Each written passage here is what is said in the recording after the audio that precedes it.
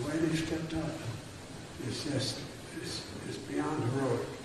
And the whole world was looking, the whole world.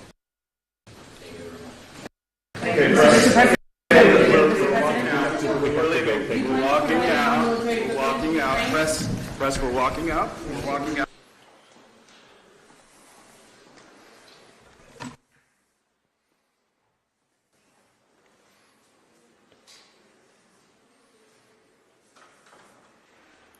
Шановні пані та панове, їх високоповажності президент України Володимир Зеленський та президент Сполучених Штатів Америки Джо Байден.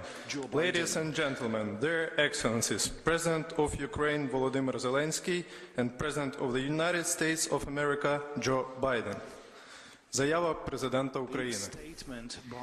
Дуже дякую. Пане президенте, шановні пані та панове, журналісти, шановні присутні, шановна команда президента Байдена, радий вас всіх вітати в Україні. Для мене і для всіх нас це велика честь. Щойно ми провели переговори з паном президентом Сполучених Штатів Америки в форматі тет-а-тет, а потім в розширеному форматі. Це була розмова, яка дійсно наближає нашу спільну перемогу в цій війні. Ми можемо і маємо зробити так, щоб саме цей рік, 23-й, став роком перемоги. Я хочу підкреслити, ця неспровокована і злочинна російська війна проти України, всієї Європи та демократичного світу має завершитись очищенням всієї української землі від окупації Росії та твердими гарантіями довготривалої безпеки, як нашої держави, так і всієї Європи і всього світу. Саме зараз, саме в Україні, вирішується доля міжнародного порядку, заснованого на правилах The Rules-Based World Order. І ми разом з паном президентом Байденом, з нашими союзниками, з нашими союзними партнерами маємо і надалі робити абсолютно все можливе, щоб демократичний світ виграв у цій історичній битві. Українці пам'ятають незмінну увагу пана президента Байдена до нашого народу, до кожної людини, до нашої держави. Ми постійно перебуваємо на зв'язку з паном президентом від перших хвилин повномасштабної війни. І цей перший за 15 років візит президента Сполучених Штатів Америки в Україну є найважливішим візитом за всю історію українсько-американських відносин саме в цей період, тому що цей період найскладніший період, коли наша держава б'ється за свою свободу і свободу для усіх європейців, для усіх людей вільного світу. І це свідчить, наскільки великих результатів ми вже досягли і наскільки історичних результатів ми можемо досягти, але тільки разом з усім світом, з Україною, з Сполученими Штатами Америки, з усією Європою. І сьогодні наші переговори були такими змістовними і саме такими важливими, як це вже стало традицією для відносин між нашими державами. Я хочу подякувати особисто пану президенту Байдену, усій його команді Конгресу Сполучених Штатів, усім американцям і дякую за досягнуту потужність українсько-американської співпраці. Шановні присутні, на цьому тижні вже рік нашої незламності і нашої боротьби проти російської агресії. І дуже символічно, що ми зміцнюємо нашу стійкість двома зустрічами з паном президентом, моїм візитом і нашою командою в Вашингтон в грудні та візитом президента і його команди в Київ сьогодні, зараз.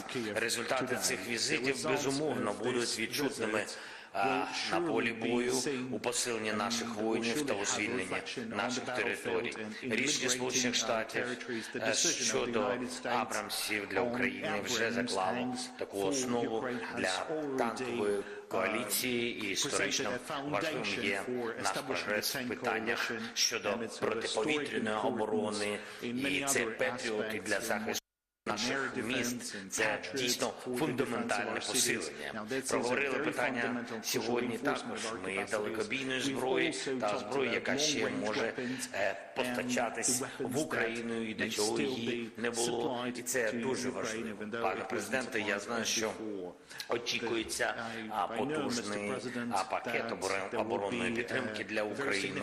І саме зараз такий вагомий пакет є однозначним сигналом, що у російських спроб реваншу не буде шансів. І ми разом захистимо наші українські міста, наших людей від терору Росії і потужно зміцнимо імпульс до нашої перемоги.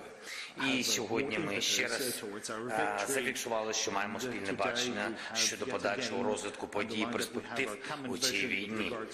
Ми скоординували подальший тиск на державу-терористам, працюємо разом з посиленням санкцій, і як на двосторонньому рівні, так і в рамках Групи 7.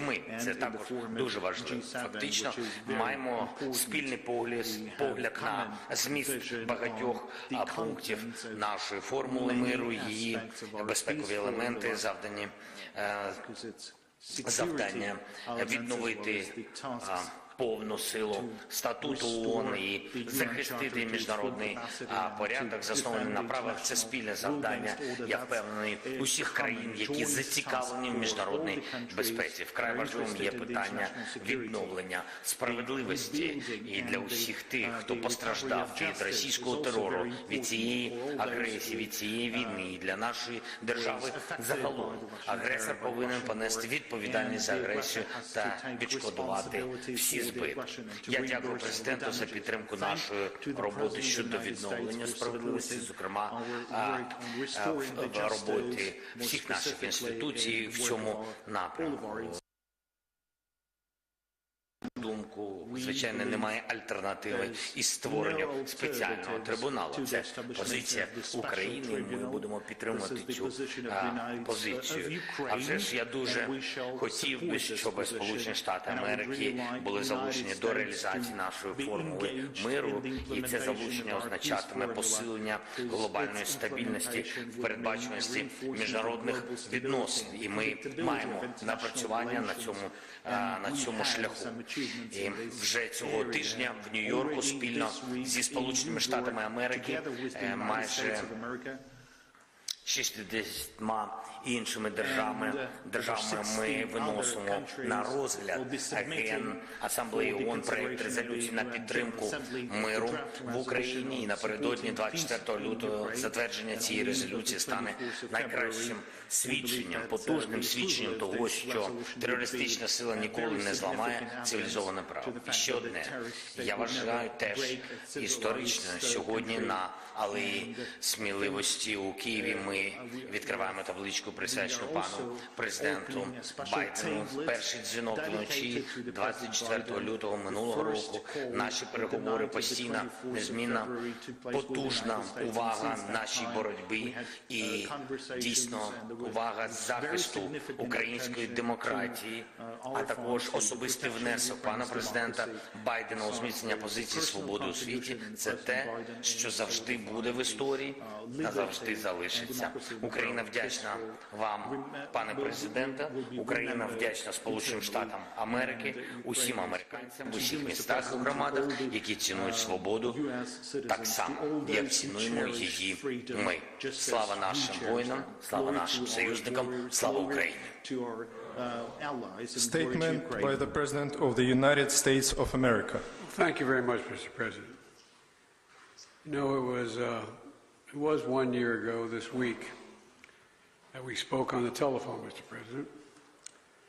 It was very late at night in Washington, very early in the morning here in Kyiv. Russian planes were in the air and tanks were rolling across your border. You told me that you could hear the explosions in the background. I'll never forget that. And the world was about to change. I remember it vividly. Because I asked you next, I asked you, what is there, Mr. President? What can I do for you? How can I be of help? And I don't know if you remember what you said to me, but you said, and I quote, Gather the leaders of the world. Ask them to support Ukraine. Gather the leaders and ask them to support Ukraine. And you said that you didn't know when we'd be able to speak again. That dark night, 1 year ago, the world was literally at the time bracing for the fall of Kyiv. Seems like a lot longer ago than a year, but think back to that year. Perhaps even the end of Ukraine. You know, 1 year later, Kyiv stands, and Ukraine stands. Democracy stands. The Americans stand with you, and the world stands with you. Kyiv has captured a part of my heart, I must say. I've come here 6 times as vice president, once as president, and in 2009 as vice president when I first came here. Then back in 2014, I came 3 times in the aftermath of the Revolution of Dignity. And I again came in 2015 to address the Rada about the work of building a strong democracy. And I came in 2017, just before I left office as vice president. I knew I'd be back, but I wanted to be sure. Even though the election were over, Barack and I were out of office, I decided to make one more trip before the next president was sworn in to Kyiv. So President Zelensky, you deeply honor me here in Kyiv with you today, to meet with your military, your intelligence folks, your diplomatic teams, community leaders who have stepped up and helped their country in their hour of need. It's astounding who stood up. Everybody. Everybody. Women, young children, trying to do something, just trying to do something. Pulling people out of apartments and being shelled and literally what I think is war crimes. It's astounding. And the whole world sees it and looks at it. This is the largest land war in Europe in 3/4 of a century. And you're succeeding against all and every expectation except your own. We have every confidence that you're going to continue to prevail. You know, from the moment I first received an intelligence report in the fall, about a year ago, we were focused on determining how do we rally the rest of the world. How do I help you with the promise you asked me to make, to rally the world? Well, how do you succeed? How do you get a world to respond to a prosperous economy, a confident democracy, a secure and independent state? When United Americans of all political backgrounds decided that they would step up. American people know aggression is a threat to all of us. We built a coalition of nations from the Atlantic to the Pacific, NATO in the Atlantic, Japan in the Pacific. I mean, across the world. The number of nations stood up over 50. Help Ukraine defend itself with unprecedented military, economic, and humanitarian support. We united the leading economies of the world to impose unprecedented costs that are squeezing Russia's economic lifelines. Together, we've committed nearly 700 tanks and thousands of armored vehicles, 1,000 artillery systems, more than 2 million rounds of artillery ammunition, more than 50 advanced launch rocket systems, anti-ship and air defense systems, all defend Ukraine, and that doesn't count the other $500 million we're announcing with you today and tomorrow. That's going to be coming your way. And that's just the United States in this piece. And just today, that announcement includes artillery ammunition for howitzers, more javelins, anti-armor systems, air surveillance radars to help protect Ukrainian people from bombardments. Later this week, we will announce additional sanctions against elites and companies that are trying to evade sanctions and backfill Russia's war machine. And thanks to bipartisan support in Congress, this week we're delivering billions in direct budgetary support, which the government can put to use immediately and help provide for basic services of citizens. The cost that Ukraine has had to bear has been extraordinarily high, and the sacrifices have been far too great. They've been met, but they've been far too great. We mourn alongside the families of those who've been lost to the brutal and unjust war. We know that there'll be very difficult days and weeks and years ahead. But Russia's aim was to wipe Ukraine off the map. Putin's war of conquest is failing. Russia's military has lost half its territory it once occupied. Young, talented Russians are fleeing by the tens of thousands, not wanting to come back to Russia. Not just fleeing from the military, fleeing from Russia itself, because they see no future in their country. Russia's economy is now a backwater, isolated and struggling. Putin thought Ukraine was weak and the West was divided. As you know, Mr. President, I said to you in the beginning, he's counting on us not sticking together. He was counting on the inability to keep NATO united. He was counting on us not to be able to bring in others on the side of Ukraine.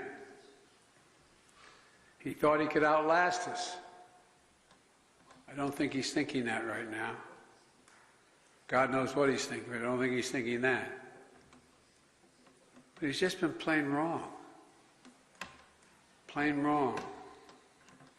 And 1 year later, the evidence is right here in this room. We stand here together. Mr. President, I'm delighted to be able to repay your visit to our country. In Washington, not long ago you told the Congress, quote, "We have no fear, nor should anyone in the world have it," end of quote. You and all Ukrainians, Mr. President, remind the world every single day what the meaning of the word courage is. From all sectors of your economy, all walks of your life. It's astounding. Astounding. Remind us that freedom is priceless. It's worth fighting for as long as it takes, and that's how long we're going to be with you, Mr. President, for as long as it takes. We'll do it. Thank you.